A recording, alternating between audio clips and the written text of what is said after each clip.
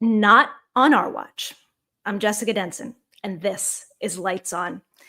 My goodness, just look around the world to South Korea, Romania, Georgia. The people of these countries are giving us such a beautiful example in how to thwart the actions of a lawless tyrant or a puppet installed by Russia. Welcome, everybody, to Lights On. I have a content-rich show for you today. We are going to talk about the 14th Amendment and Trump's enduring disqualification. We're going to talk about your overwhelming feedback to the shows that I have been doing about recounts and the clarity and truth that you need to hear about who is and is not taking the action needed, and your feedback about my departure from Meidastouch, because truth is golden. So you deserve to hear that as well. As a matter of housekeeping, please, if you're not already subscribed, subscribe to the Jessica Denson YouTube channel. It's where you're watching this video right now. I am, as I mentioned, producing this show all on my own right now. So I'm still working on setting up the things that you've asked me, like perks and memberships and all that stuff. But for now, it's 100% free. Please just subscribe here to the Jessica Denson YouTube channel. Turn on your notifications to make sure you always know when I put out a new episode or do these live episodes, as I expect to continue on Friday. If there's any change in scheduling, of course, you will be the first to know. And please, everybody, join me on Blue Sky. I've stopped, as I mentioned before, officially posting on Twitter. You can find me at my same handle, at Jessica Denson07 on Blue Sky, and that's where I'm most active in the social media space. Also on Instagram, pretty dormant on TikTok, although that may change if I get some help there in the near future, but definitely on Blue Sky and Instagram. Okay, everybody. So I really just first, like I mentioned, I want to take a trip around the world because we are looking at what people are doing to stand up for their democracy, saying enough is enough, having zero tolerance for these lawless takeovers and Russian intrusion. And if we could just take a shred of inspiration and motivation, and especially our lawmakers, especially in the people in power who say that they're on the pro-democracy, rule of law side, if they could take a shred of inspiration from what we're seeing around the world, we can set this right. We can save our republic. We can stop ourselves from being taken over by a constitutionally disqualified, lawless individual. So earlier this week, when I saw what was happening in South Korea, let me just recap if you're not up to speed. Basically, Yoon Suk-yeol, the current president of South Korea, made a drastic decision on late night TV, where he mentioned anti-state forces and the threat from North Korea, and then decided to institute martial law.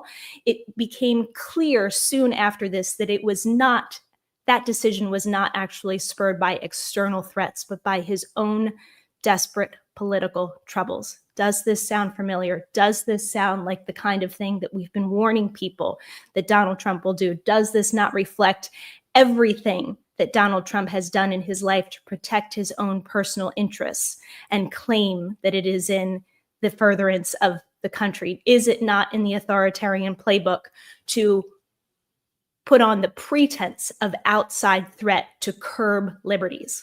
Well, the people of South Korea were not having it. The opposition there was not having it. I want to play a video for you that's literally the opposition leader in South Korea going around the barricades to enter parliament. He literally was live streaming as he went around the barricades to enter in to vote on removing what the president had done there to enact martial law. It took less than 2.5 hours. This is how quickly the South Korean people acted. It took less than 2.5 hours for the National Assembly to gather a majority of members, 190, to generate a unanimous vote, 190 out of 190, to remove the emergency martial law that their president had put in. So that's how quickly we can act when it's needed. That's how quickly our lawmakers should be acting right now. Instead of playing lip service to the circus of Donald Trump's nominees and being surprised for 1 second that a convicted felon who is himself an adjudicated sexual abuser is nominating a team of sexual abusers to run the United States government. We should be talking about the actual measures that we can be taking, that Democratic lawmakers can be taking right now to stand up for the Constitution. I remember when Adam Schiff in that first impeachment said in that beautiful oratory that he ended, that he made his closing argument, he said, if you don't vote for this impeachment, I'm paraphrasing, your names will be tied with a cord of steel to Donald Trump for all of history. Now, I have immense respect for the work that people like Adam Schiff, that people like Jamie Raskin, that all of these people who stood there and told us for months and years how dangerous and unfit Donald Trump was and how they have been fighting. Use that same effort, apply that same effort right now. You have tools, and we're going to talk about them today, what this Congress can and should be doing right now to uphold our Constitution. This man is not qualified to take office, period. But continuing, I just want to do 2 more shout outs to the Korean people. I say, 감사합니다. Thank you. Thank you for your courage and example. And South Korea has been a democracy since 1980. And this is the first time since then that something like that has happened in this country. And they took immediate action. We've got similar things going on in Romania. Romania is dealing with a situation where they authorities have revealed details of what appears to be a major attempt to interfere in the country's presidential elections. This is going to sound familiar, using the social media platform TikTok. And with a series of cyber attacks, Russia apparently influenced their election. Of course, trying to skew Romania like they are trying to influence the United States and our elections. A man named Calin Georgescu, a far-right NATO skeptic who had previously praised Vladimir Putin, was almost unknown in Romania until he won the first round of voting in the presidential election 2 weeks ago. And Romanian intelligence said his sudden and surprise surge in popularity is down to a highly organized and guerrilla campaign on social media, and was also conducted from external locations to bypass controls. A separate intelligence assessment said that Romania has been identified as a, quote, enemy state by Moscow and a priority target for what it calls aggressive hybrid actions. Does this sound familiar? We know, of course, that after Donald Trump was elected, Russia said this is a man who was helped by our country and he has certain obligations that he must fulfill for us doing what we did to put him in power. We have multiple bomb threats, as we know, originating from Russia on election day. It is no secret. It is no secret that Trump and his allies are essentially like this with Russian propaganda in this country. So let's be clear-eyed about this. Beautiful thing happened this morning where the Romanian, I want to make sure I'm giving you the correct information here. Let me put this up on the screen. This is the news that came out this morning, and that is a reversal in Romania, and they're calling for new elections. I just want to make sure I'm reading this correctly. Again, I have the issue of tiny font on my screen, so give me 1 second here.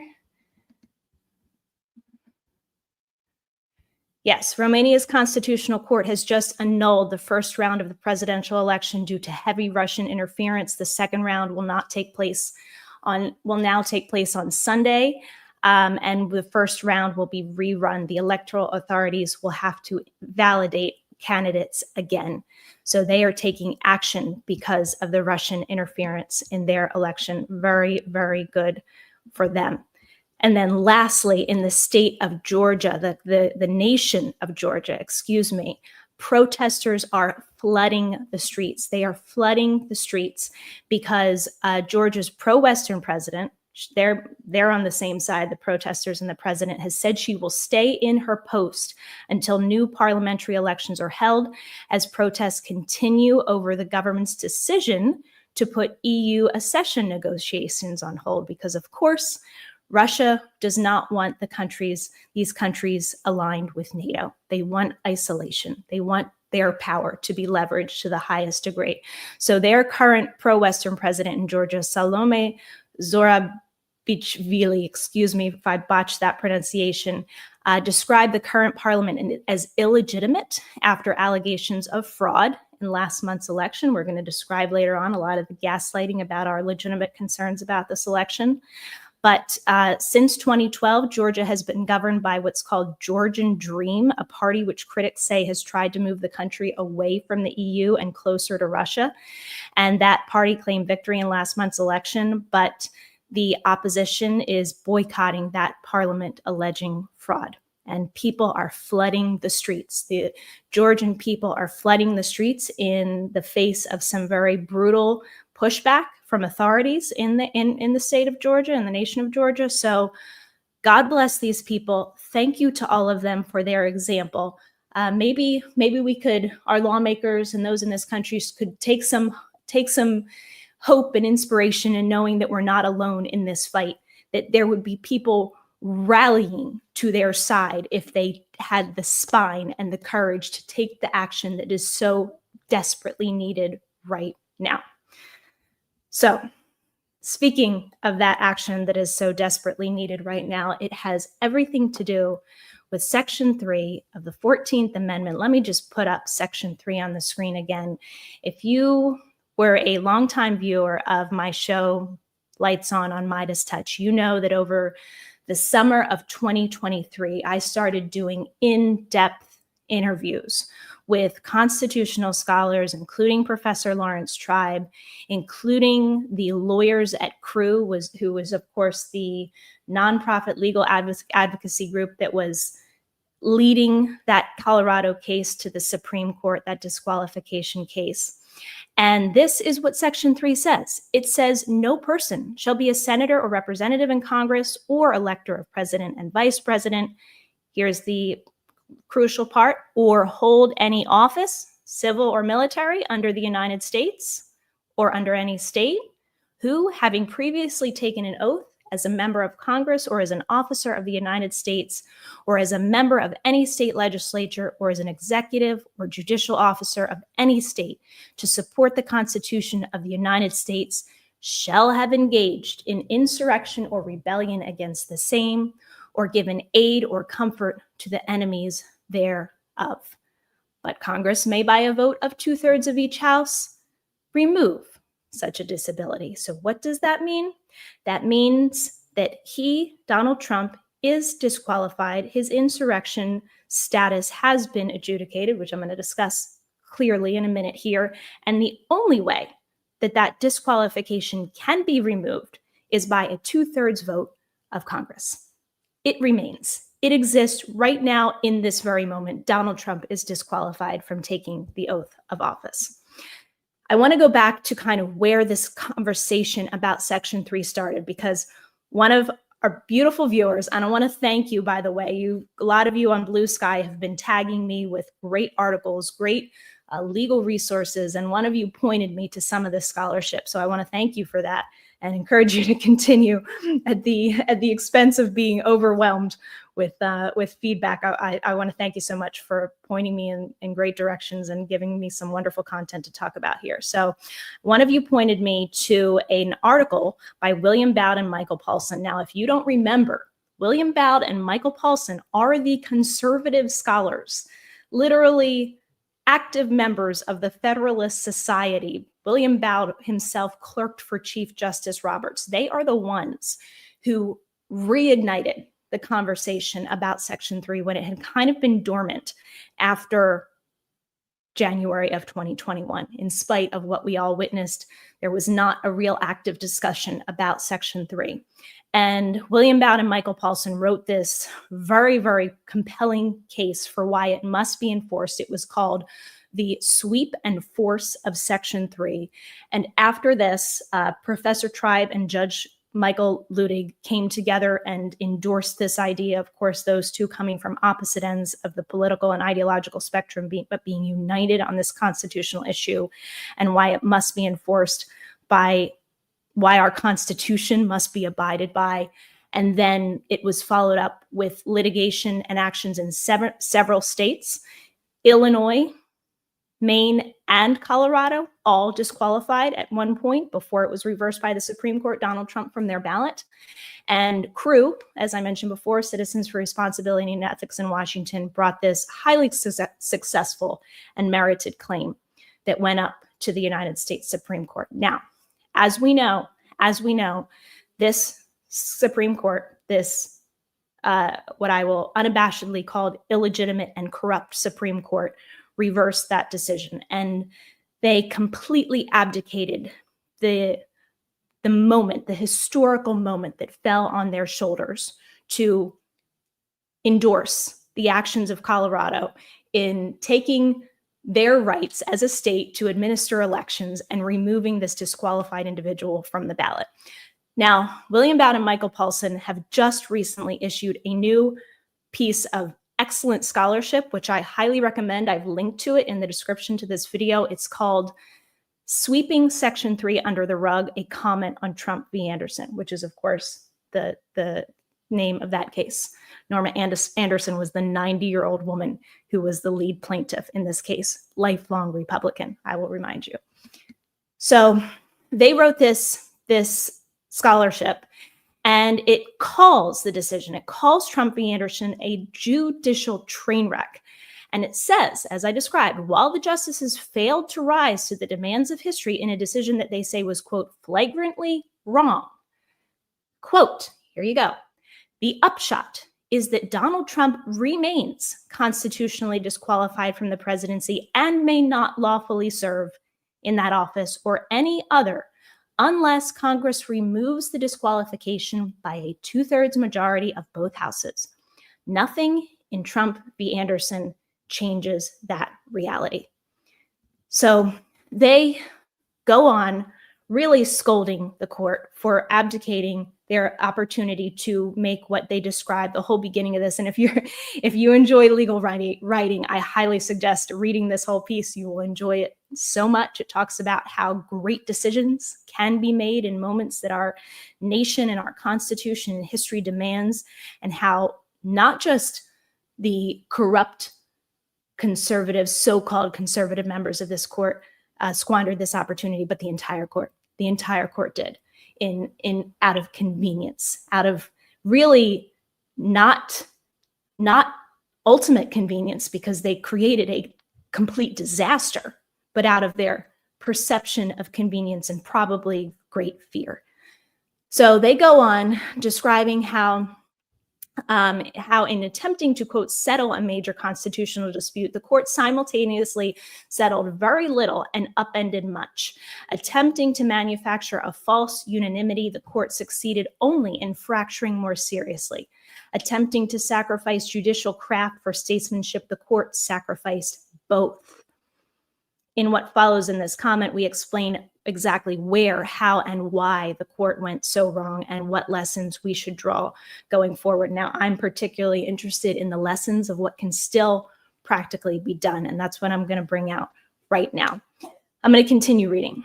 A careful reading of the opinions in the case reveals that in the end, the court held only that states lack power to enforce Section 3 or any other federal constitutional disqualification from office in state-conducted elections for federal office. That is all that it held. This court did not hold on the merits that Trump was eligible to hold office under the standards of Section 3. It did not say that the Colorado Supreme Court was wrong on this point. The court did not hold that the presidency is exempt from Section 3. The court did not hold that the events leading to and culminating in the January 6th attack on the Capitol failed to satisfy the constitutional requirement, the constitutional standard for an insurrection, nor did the court hold that Trump had not, quote, engaged in that insurrection. The court did not confront the factual findings on these points, nor did the justices hold, though other readers, even other justices, have shown confusion on this point, that Section 3's constitutional ban is not self-executing.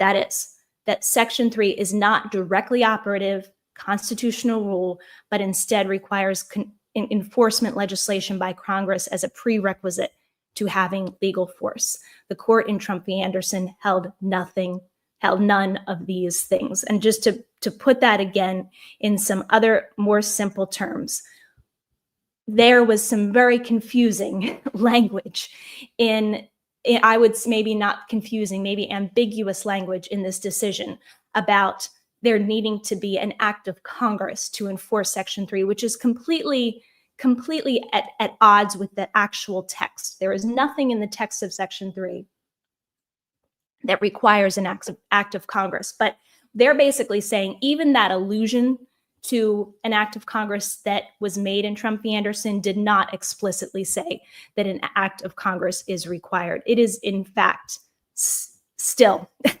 no, they did not succeed in changing the Constitution. Section 3 is self-executing. Donald Trump remains disqualified, and only Congress can remove the disqualification.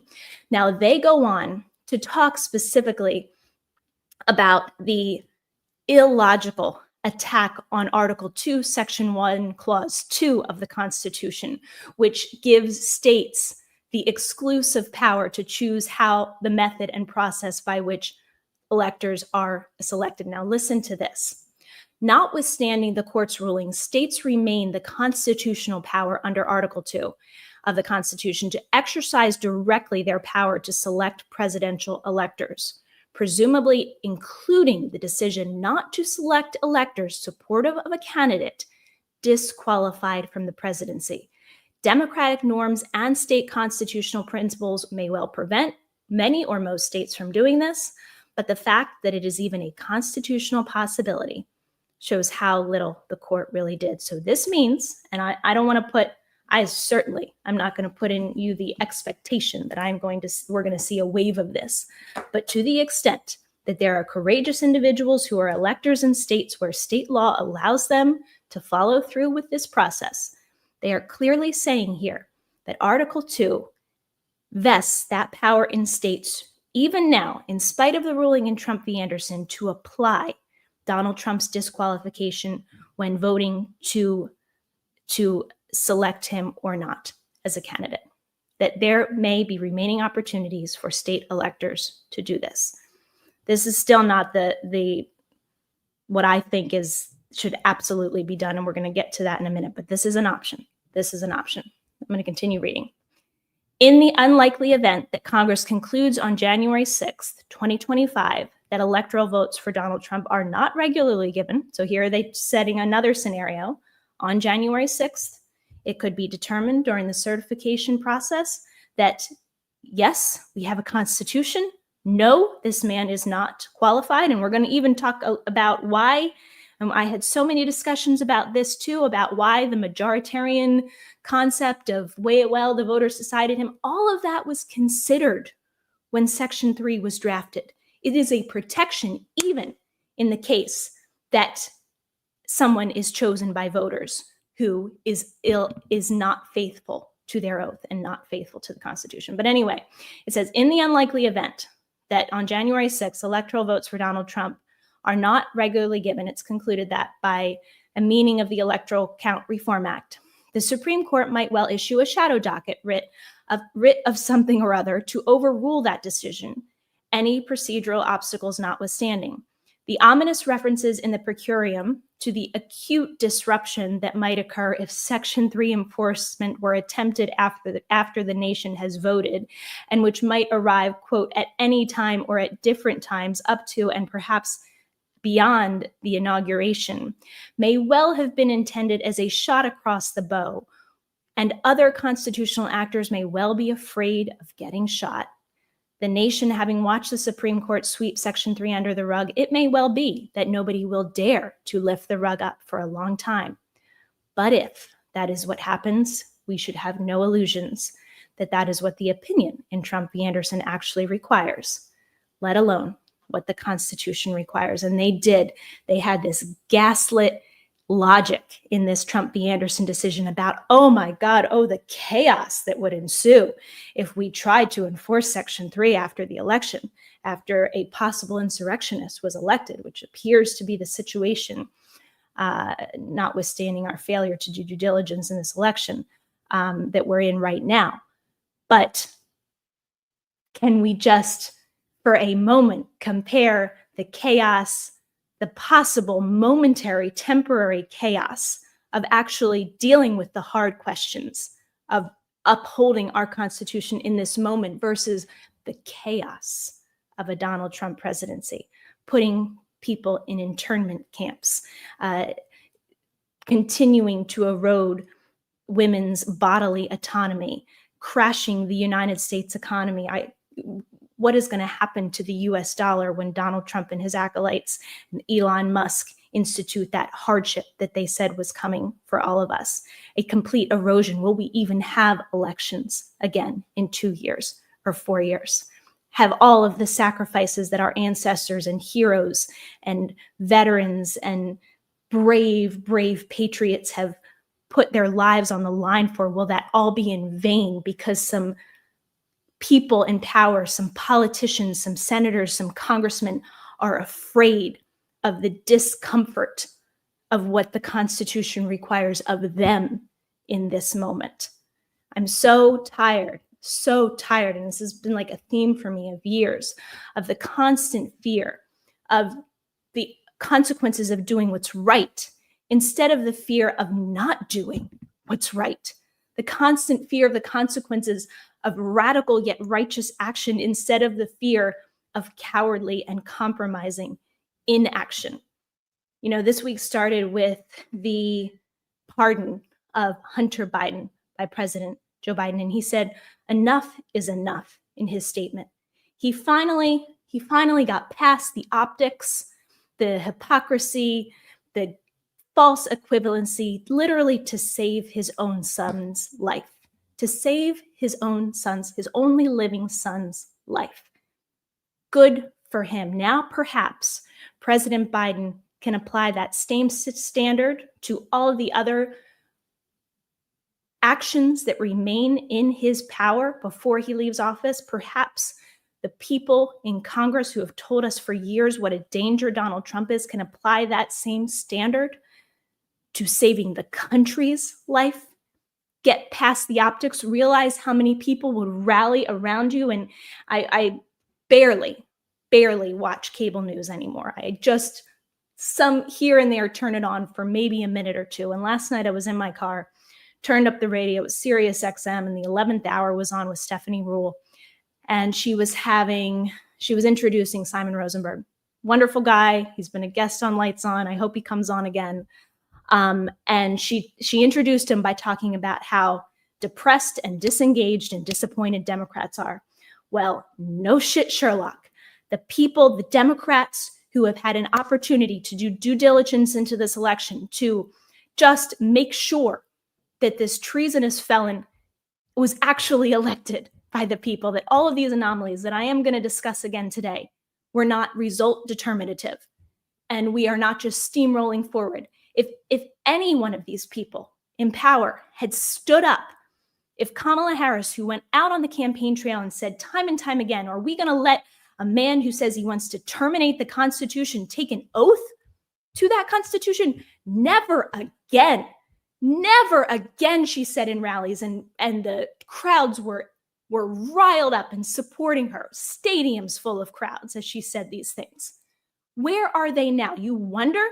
We need to be clear with each other. I mean, if Democrats, and this is part of what I'm going to talk about a little later, if Democrats, so-called pro-democracy media, thinks that they can just gloss over this period of time and that voters and the American people are just going to show up for them next time we need them, when they haven't shown up for them now, they need a damn wake-up call right now, because the action is required of them right in this moment. And they're telling people, you don't forget you have the power, and they are abdicating the power that they have.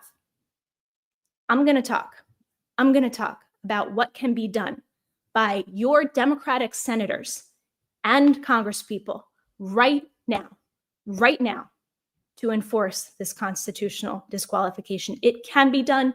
It should be done. It must be done.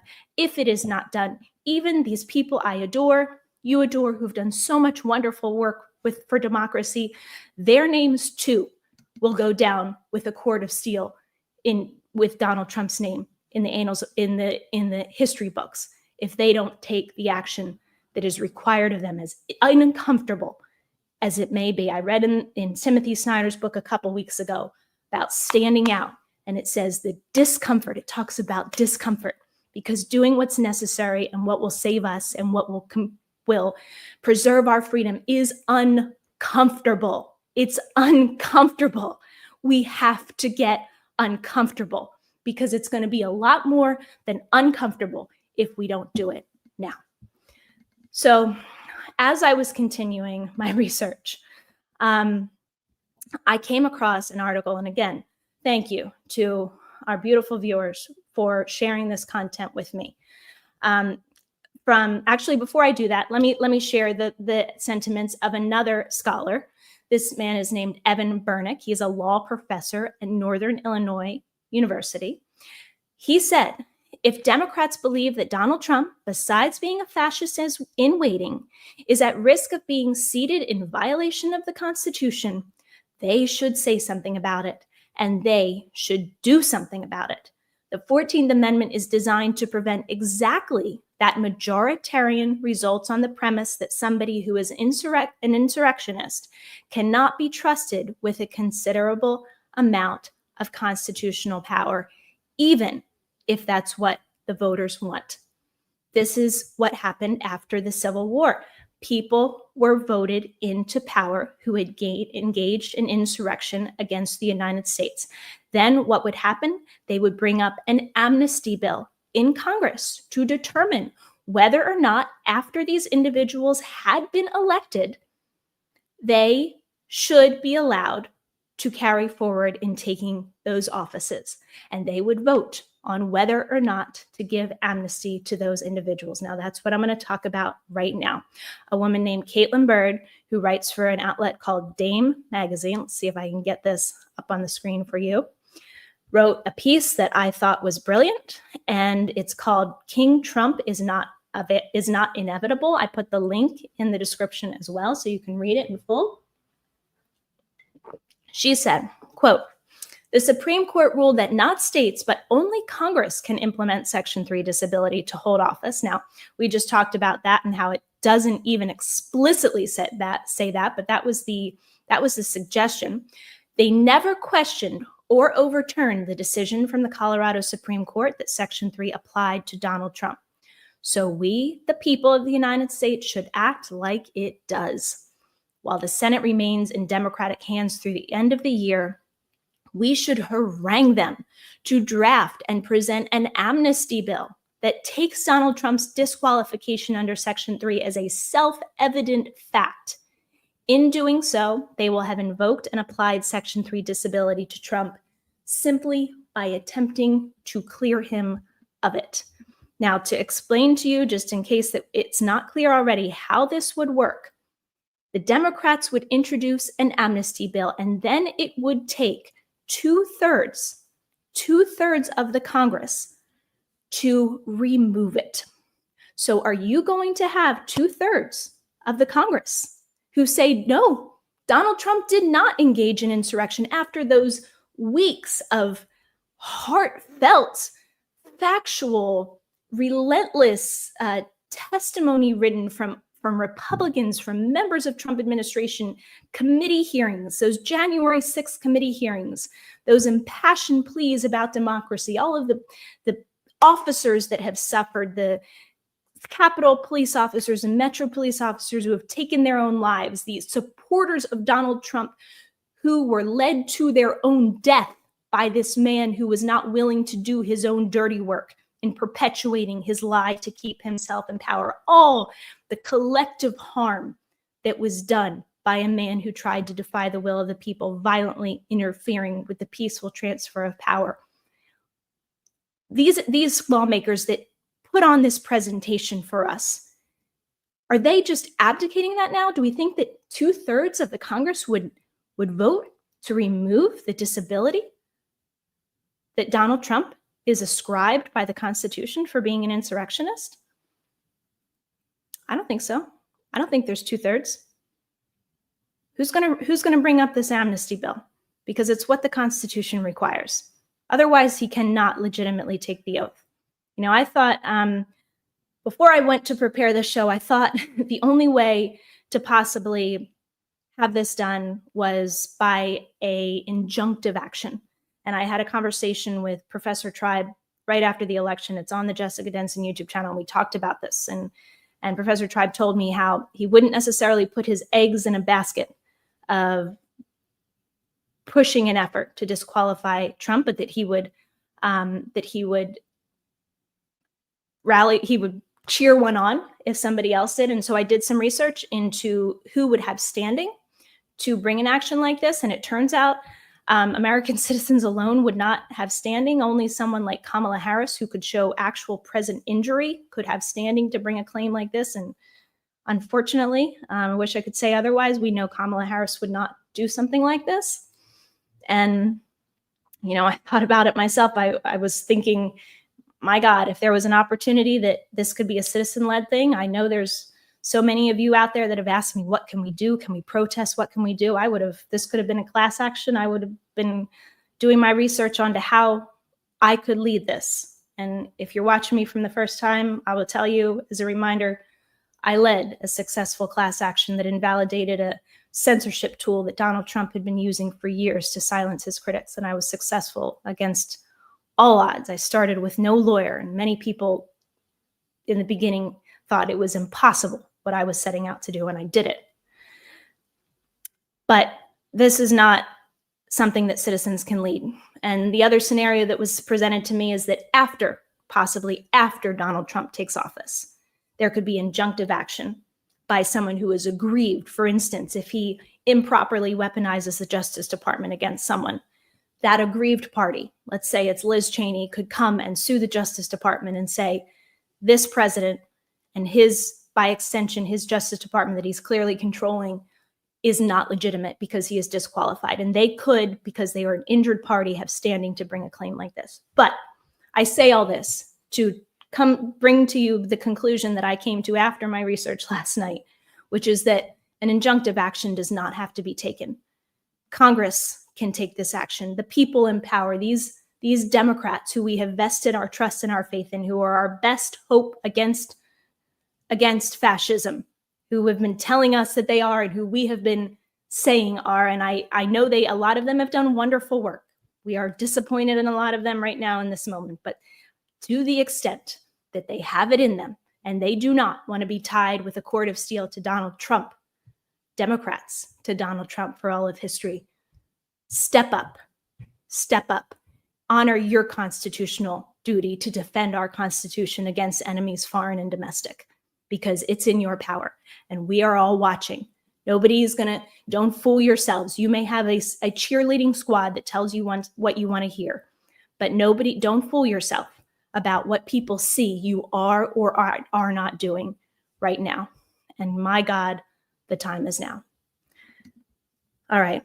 So as promised, usually when I did this show on Meidastouch, I had a break. I had a commercial break and a minute to catch my breath. And right now I'm just powering through the whole thing. So take a minute yourself. I'm going to take a minute and we're going to come back with some feedback from Donald Trump. From Donald Trump.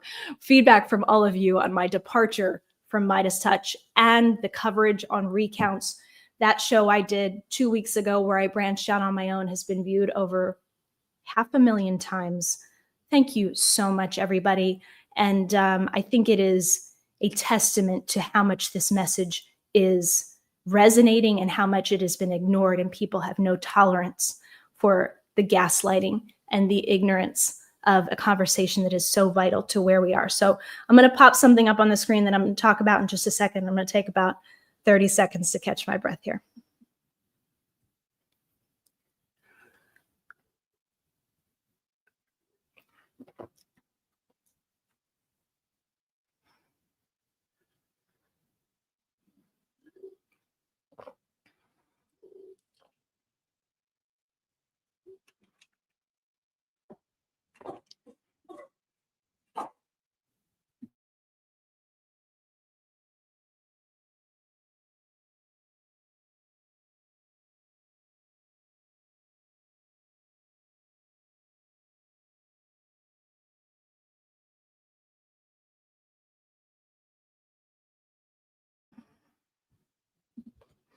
Yeah, not smoke break. La Croix Limoncello break, my favorite. In case they want to be a sponsor, I'm really picky, but this is one of my favorite products. I'd gladly do a sponsorship for them.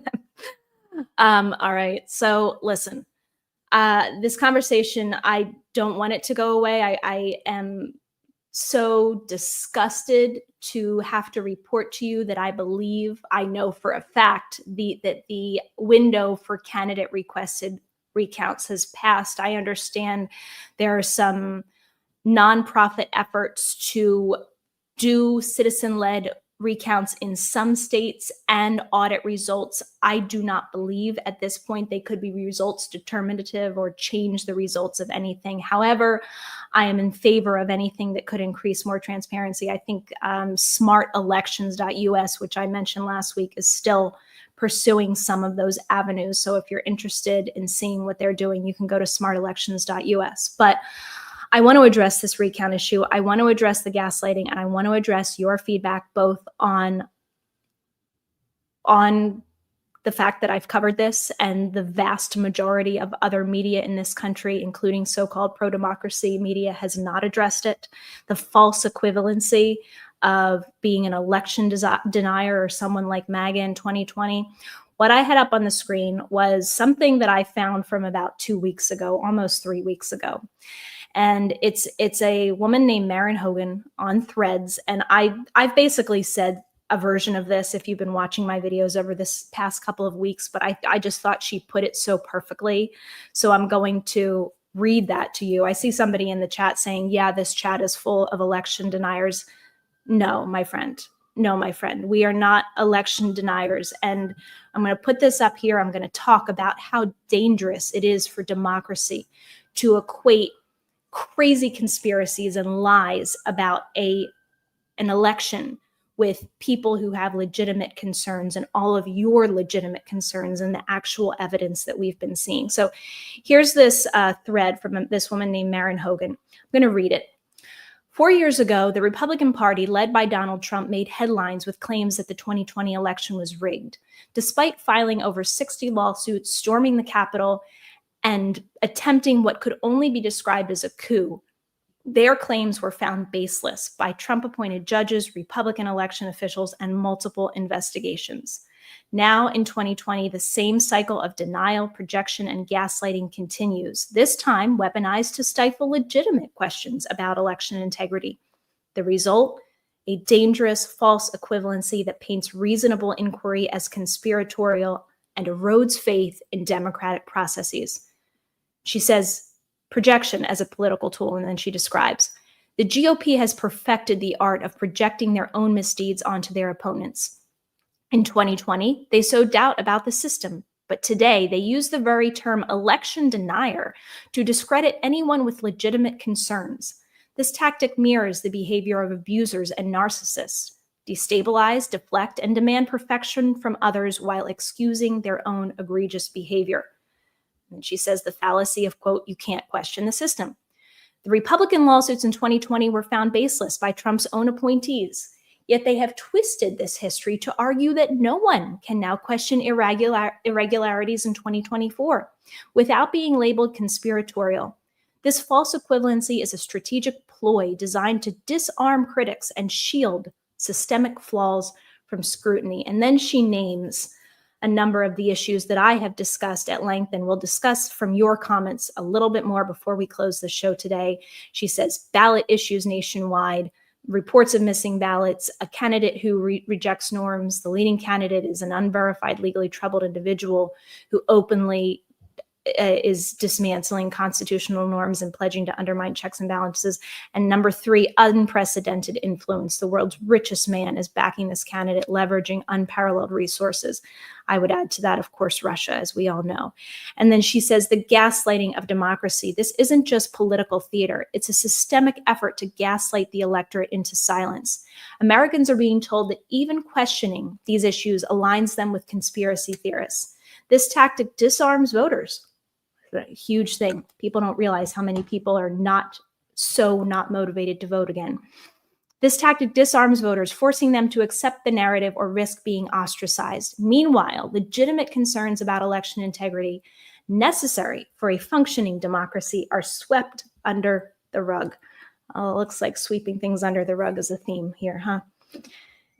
The danger of false equivalency, she ends. Let's be clear, questioning election integrity is not the problem. The problem lies in weaponizing doubt to destabilize democracy. Republicans' 2020 election denial was rooted in lies, debunked by their own people. Today, the concerns arise from observable, verifiable inconsistencies and the blatant anti-democratic agenda of a candidate intent on undermining the very institutions he seeks to lead. It's time to reject the gaslighting and confront these issues head on. Democracy thrives on scrutiny and accountability.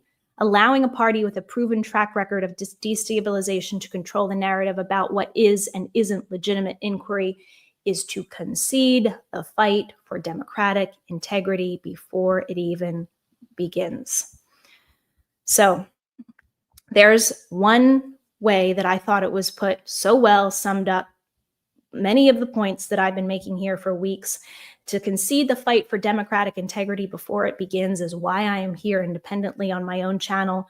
It's why I left Meidastouch, because they did not want these discussions about any possible malfeasance in this election on their platform. This is what I was told by Ben Meiselas. He characterized them to me as false conspiracies. When I talked about concerns, he said to me, Jessica, they're false. And that day when he called me 2 hours before my show and said he was going to take it down that week because I had tweeted some things about an audit and the abdication of Jack Smith and his duty to continue prosecutions, I had a conversation with him where he was adamant with me that any suggestion that this election was not above board was false. And I have seen too much evidence, too many concerns, too many things in plain sight. I have brought to you the experts on this show to explain that this is not conspiracy theory, that there were software breaches by the actual election deniers in 2020, that alone, without all of the other anomalies, would be reason enough to have done due diligence into this election. And I think it is absolutely shameful that anyone with a platform who had the opportunity to amplify this conversation and correct the gaslighting. Look at how many people came to President Biden's defense this week after those gaslit suggestions that he had reversed course and had to answer for reversing course on the pardon of his son when Donald Trump hasn't had to answer for anything. Look at how many people rallied to his defense and were able to correct the narrative. Don't you think we could have done that with just with the issue of needing to do due diligence of recounts and making sure that this election was not a foul? We are getting close. I knew I had a lot of content for this episode. I had hoped to keep it shorter, and I might in the future, and I am trying to work on this and putting out shorter episodes for you, but we're getting close to an hour, and I'm not going to leave off what I promised you, and that is so much of the feedback that you have given me. I'm going to read some of your comments. Before I do that, I just want to address kind of the antagonists, I want to address the doubters, the people who say, why are you even having this conversation? This is what somebody said. And this is more or less the gist of people who think that this conversation should not have been had. Quote, show me a shred of evidence to suggest foul play and I will gladly scream recount from the rooftops. But without any evidence, it's just shameful to behave like them. Crying foul play without evidence. Not having any confidence that the system is resistant to attacks is not the same as having evidence of foul play. Our elections are incredibly secure.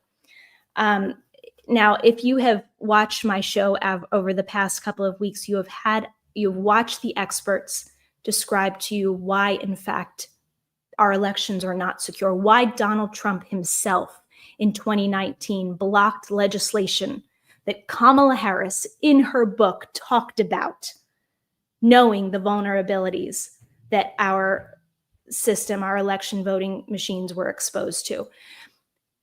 Donald Trump's allies, election deniers, had access to that software. I have spoken with the leading computer scientists in this country and election security experts who understand that the mitigating efforts that needed to be taken to make sure our voting machines were secure, in particular those run by Dominion and ES&S, those that were accessed by Donald Trump's allies after 2020, to make sure they were secure. And those mitigating measures, I will clearly tell you, have not been taken. And that's why these experts have been sounding the alarms. Now, just as to evidence, right before I get to your comments, let me just put up a couple stories. Here's one about Pennsylvania, where thousands of Pennsylvania voters had their mail ballot applications challenged. This is another thing that is not anywhere near conspiracy theory. A journalist for BBC and The Guardian, Greg Palast, has put out a documentary that a lot of you have mentioned to me, and I have seen it, called Vigilantes, Inc., where it discusses a real coordinated attempt, but through a right-wing organization called True the Vote, to purge millions of voters from the ballot. And this article, just in particular, is about the disgusting experience that so many of our military servicemen and overseas voters had in Pennsylvania because of their ballots being challenged. Here's another one about Dallas voting machine problems. Now, let me just start off with a comment. I'm going to read one of the first comments that, while I have this up on the screen, it says, Jessica, I was an election clerk in Dallas, Texas on election day, and our poll books glitched and crashed right after the polls opened. One of them stayed down the rest of the day, and the other two had problems the rest of the day. I have read that other places in Dallas have also had problems, and it caused backups in people. It caused backups. People were forced to leave and not vote because of it.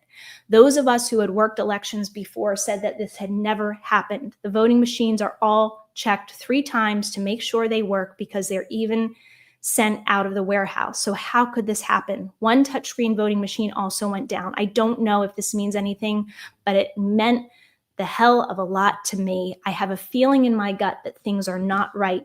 We have to have a recount or something. And the article that you see up on my screen was sent to me by Duncan Buell. He's the computer scientist from the University of South Carolina who I had on the show a couple weeks ago. And this article describes the problems that caused the ballot count at a DeSoto early voting location to be off by almost 200 votes.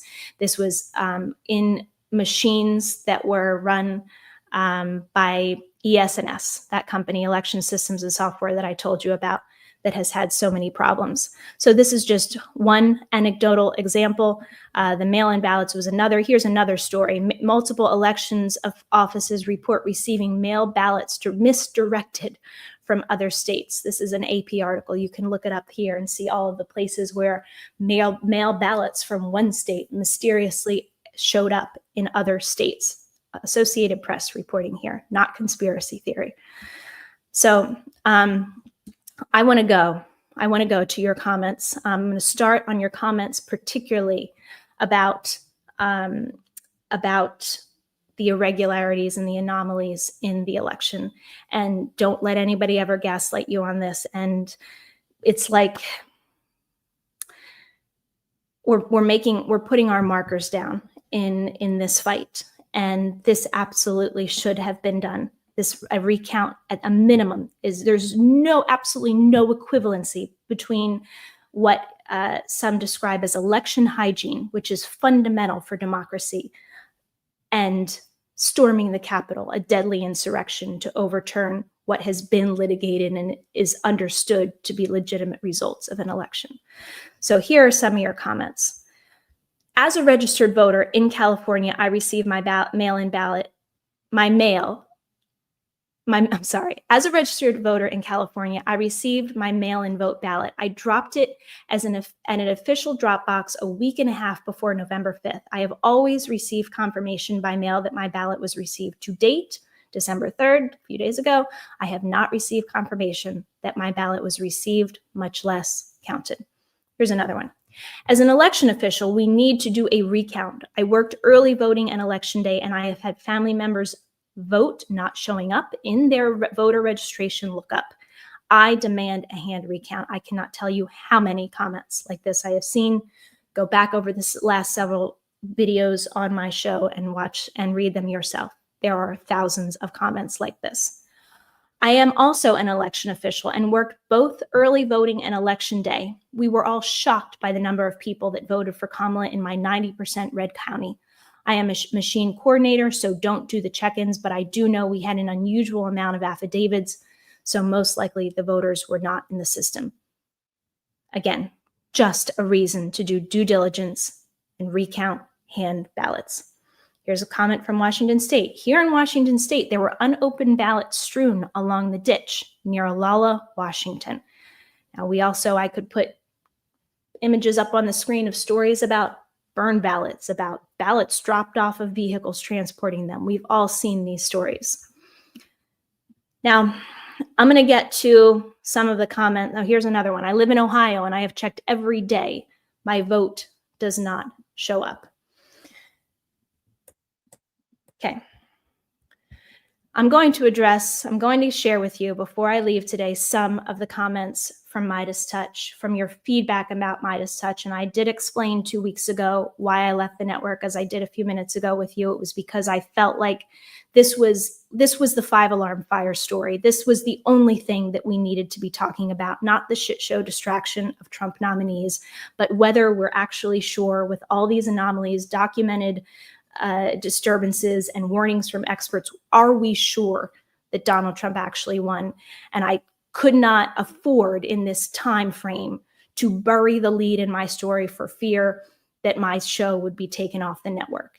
And I couldn't, as I told you 2 weeks ago, be one person on Meidastouch and be another person in my show on my own channel or in real life. And when I describe that, I will tell you it kind of unleashed a flood of your thoughts about Meidastouch. And I'm going to share some of them. And I'm doing this because I think it's really important that we understand who is doing the work right now, who is helping us, who is doing what is necessary in this moment. And I'm going to say something that I've said privately for months, and I told you I felt like it was wrong to leave Meidastouch for a long time. But there is a sort of cult mentality in what Meidastouch has created that is almost just like the flip side of Donald Trump and MAGA. And it's perpetuated with a lot of clickbait and a lot of false hope. And this is a conversation I had with Ben that day when he was about to take down my show. And it was something I agreed wholeheartedly with him on. He said, we don't want to give people false hope. And I was like, Ben, if that's where you are, I am right there with you, because to the extent that I have been part of this machine that has been giving people false hope, that is the last thing that I want to do. And I thought they may be, at least in that respect, changing their ways a little bit. But I want to just share with you, because I want you to have clarity, because truth does matter, about where you're putting your support, where, people have even told me, as I've been on this network for a couple of years, that it has been harmful to their mental health. And I want to share these comments with you. Jessica, you are such a breath of fresh air. So glad you left Meidastouch. I'm not watching anything talking about cabinet picks. My ballot was rejected. My daughter lives in another state. Her ballot is missing. There are so many stories. Our basic civic duty has been compromised. Please let us know how we can consolidate our complaints. Our emails to representatives are going unanswered. I wish I had the infrastructure to consolidate all of your complaints. As I mentioned before, you can check with smartelections.us. I know they are doing some efforts to do an audit, but the fact of the matter is that our leaders, Kamala Harris, needed to step forward and request these recounts herself. Here's another one. I am 100% with you. I have been shocked that Meidastouch has gone along with the results without a single question, despite everything we already know. I haven't watched them because they aren't covering anything I care about anymore. I care about fighting for the truth. Here's another one. You are a breath of fresh air. If anyone can expose the behind-the-scenes corruption that's going on, you can. Thank you for allowing your principles rather than greed to guide your decisions. Thank you for your truth and bravery. I felt that something has been completely wrong with these election results from the beginning. All we are asking for is due diligence. It feels like gaslighting, and it's disappointing that MTN and others aren't supporting us in demanding an investigation. You are a breath of fresh air. I hope others will have the bravery to follow suit. I wish in the last couple of weeks that more had. Love Denson and her courage and conviction to state what we all know is true, and unsubscribing from MT now. This is one of like thousands of comments like this. And I'm putting it out there to bring out the truth that people see about who is doing the work that needs to be done now and who is not, who is trying to sustain their business model and who is actually doing the uncomfortable work that is required for our democracy right now. Thank you. Thank you. I cannot listen to Meidastouch, another comment. Thank you. Thank you. I cannot listen to Meidastouch anymore because they will not report on this or even look into it. This is a frustrating, scary, and corrupt. There are very few outlets that I listen to anymore because I get so frustrated. Thank you for pulling away from them and concentrating on the truth and what is actually happening in this country as well as other countries. I'm thankful for your intelligence, your moral integrity, and your compassion. Thank you, Jessica. Thank you. Another comment. Thank you for all this. I love Meidastouch, but in light of how seamlessly they pivoted as if there were no indications of multi-sourced election tampering, I have not been able to watch them for weeks. You are a breath of fresh air. Here's another one. Good for you for leaving tiresome MTN. You are a breath of fresh air. Thank you for providing useful information that we, the listeners, can act on. Here's another one. I am 100% with you. I have been shocked that Meidastouch has gone along with the results without a single question, despite everything we already know. I haven't watched them because they aren't covering anything I care about anymore. I care about fighting for the truth. Here's another one. It is expected of mainstream media, which has been sane-washing Trump, enabling fascism, wittingly or not, that the pro-democracy media and Dems actually block raising the elephant in the room is shocking to the core. Do they fear being called names for defending free and fair elections? Here's another one. I would much rather potentially look foolish now for looking into this than to find out later that something was amiss and we missed our opportunity. That would be even more devastating and extremely foolish. And that, of course, was my motivation for doing this in the first place. Here's another one. I am an information systems engineer for almost 50 years. This kind of just segueing back to why these concerns are legitimate in the interview I had with Duncan Buell 2 weeks ago. I'm an information systems engineer for almost 50 years. Duncan is right. Duncan Buell, Professor Buell, he is correct and reinforced my belief.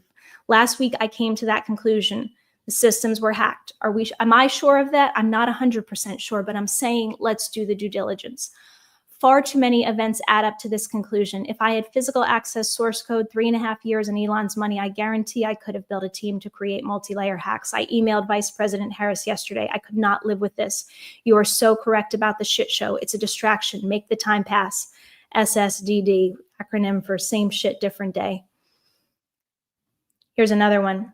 Harris needs to address all her supporters on why she isn't calling for a recount in light of these shady suspicions. Another one. You're the only one calling out Harris and Biden as being AWOL when we, the United States of America, needed them the most. It's egregious and unforgivable. Here's another one. It's been irritating the hell out of me that she hasn't called for any audits or recounts and hasn't addressed any of our concerns. Another one. Sadly, Dems think it's better to have a dictator over America than to be called an election denier. I am so disappointed in Democrats. Not one single has questioned the results. Not one questioned Trump, but many came for VP Harris with all kinds of nonsense and contradictory reasons why she lost. There's still a part of me hoping she would ask for a recount before it's too late, but I'm in denial to accept what it says about her. I want to be really clear-eyed with all of you. Those windows have passed. The people that have been talking about, go read Kamala's book. She talks about it. She knows about it. Yeah, she does talk about it. She does know about it. I've got the pages of those book right here in front of me, but don't fool yourself. I mean, there's not some clandestine scheme behind the scenes for Kamala Harris or Joe Biden to overthrow this election by contesting the results. Their window for calling for recounts has passed. And if there are other legitimate ways other than my Section 3 expose that I gave today, I will continue to look into them. But as far as recounts go, my understanding from candidate requested recounts is that those time frames have passed. They have passed. Here's another one that addresses one of, somebody who's a friend of mine on Meidastouch. Thank God, Jessica. I was watching one of Michael Popak's show, and he straight up said that all of us who are worried about this election are, quote, conspiracy theorists. Well, let's just say I made a respectful but brutal comment. Then I unsubscribed. Like, what is he, the Midas brothers, trying to do? I will not go quietly. I will not stand down. Thank you so much, Jessica, for being transparent and not trying to gaslight your audience. I finally unsubscribed from Meidastouch because they are degenerated into pure clickbait, red meat mockery of Trump, minimizing the threat while doing nothing to strengthen democracy, defeating the monsters, almost no constructive discussion of voting, voter activism, etc. These are, honestly, to be honest with you, very mild comments compared to some of the more, tell me how you really feel. People were very unfiltered in their responses to me. Here's another, got two more, maybe three more, and then we're going to let you guys go tonight. Jessica, there is great upheaval going on in progressive media. We're really seeing who is standing up and who isn't. I have unsubscribed from Meidastouch. They can no longer be trusted. Same with Morning Joe, same with Michael Cohen and others. Jessica Denson, you're an American hero. I never clicked so fast to subscribe. I gave up on Meidastouch a while ago. They got way too hypey and repetitive, and we're ignoring the real stories. Your focus and transparency is refreshing and an example for us all that we need to follow if we're going to get our democracy back. Thank you. And I just want to say for a minute, I mean, obviously I left for good reason, but to the extent that I participated in this clickbait and the, when you're in a community, when you're in an organization, you're working somewhere, anything, you obviously, whether you're always conscious of it or not, you become influenced by it. And to the extent that I participated in that, I'm sorry. Here's one more. And just to bring it full circle on going around the world in a situation that I didn't specifically address today, but is always on my mind. Ditto on the Gaza situation and Israel's war. I have wondered why none of the Meidastouch brothers has made any significant statement that I am aware of on the subject. The same goes for Michael Popak. Surely Gaza does appear these days at the, quote, intersection of law, politics, and justice, or words to that effect that is so often cited by Michael. Why? I am Jewish and an anti-Zionist, and I ask, why so silent? If truth is indeed golden, why so silent? Okay, listen. I did this in the interest of truth, in the interest of knowing that we really can't get to solutions. We really can't hope for anything if we don't have truth. Truth to me is life, it's soul, it's spirit, it's God. It's the only thing that is anything that I can rely on. And while I don't know every step that we should take moving forward, like I say almost every week and have for years now, if we don't start with the premise of truth, we have no hope. That's where our strength and our power comes from. That's where we will find the human footsteps to follow that will get us out of this. And so I shared those comments to you in the interest of transparency, in the interest of saying kind of, exposing the elephant in the room and saying what other people are afraid to say, but is the sentiment out there. And it is that people in the pro-democracy space need to understand that this is the sentiment of your base, your audience, the people that you are counting on to move forward with you. And if you're not honest with them, if you're just, dragging them along to sustain your profit model or your business model and not giving them what they actually need, people aren't stupid. They get it. And they don't have any patience for this. So, I thank you, everybody, again, for joining me today. Next week, I'm going to have on Andrea Chalupa. She was on with Politics Girl Lee McGowan a week ago, and Lee and I are going to talk soon, too. And a lot of you reached out to me and said, please link up with these women, these other wonderful women who are in this fight. And so Andrea is going to come on our show next week. In the meantime, please stay subscribed. As I mentioned earlier, I'm going to do my best I don't want to overpromise and underdeliver, but I'm going to do my best to try to do some shorter, more frequent shows during the week. So please just make sure you're subscribed to the Jessica Denson YouTube channel and turn on your notifications so that in the event that there's a video, it comes out and you know about it. As you know, I have given up the sponsorships on Meidastouch, and I'm a one-woman operation now. There's a couple ways you can support my work. You can do it at thejessicadenson.com/donate, and you can do it at the Jessica Denson by buying merch like our hats and t-shirts that we have. And I make video thank yous to people who buy our buy my merch. So it's a wonderful way to interact and stay in touch with me. And I mentioned this before, even if you you just want to make sure we stay in touch. I would never email you any kind of superfluous content, but if you just want to make sure you're in my database, if you make a very small donation, that's a way of ensuring that we have a way to stay in touch. And you can do that at thejessicadenson.com/donate. Thank you everybody so much for being with me today. I hope I gave you tools on how we can handle this moment. I mean, how we cannot take this lying down, how we cannot let this happen on our watch, how we can take inspiration from democratic patriots around the world who are saying enough is enough. We are not going to let our freedoms be trampled upon. We have a constitution. Millions of brave patriots and Americans, heroes, have died for this country and our freedom. And we're just going to let a man who is constitutionally disqualified from office take office? Hell no. Do what you need to do, Democrats. Do it now. Do it now. All right, everybody. Thank you so much. You came with me all the way into overtime. I will, as promised, work to tighten these episodes, but I really wanted to get this all out to you today. Have a wonderful weekend, especially now. Especially now. Let your light shine. Bye, my friends.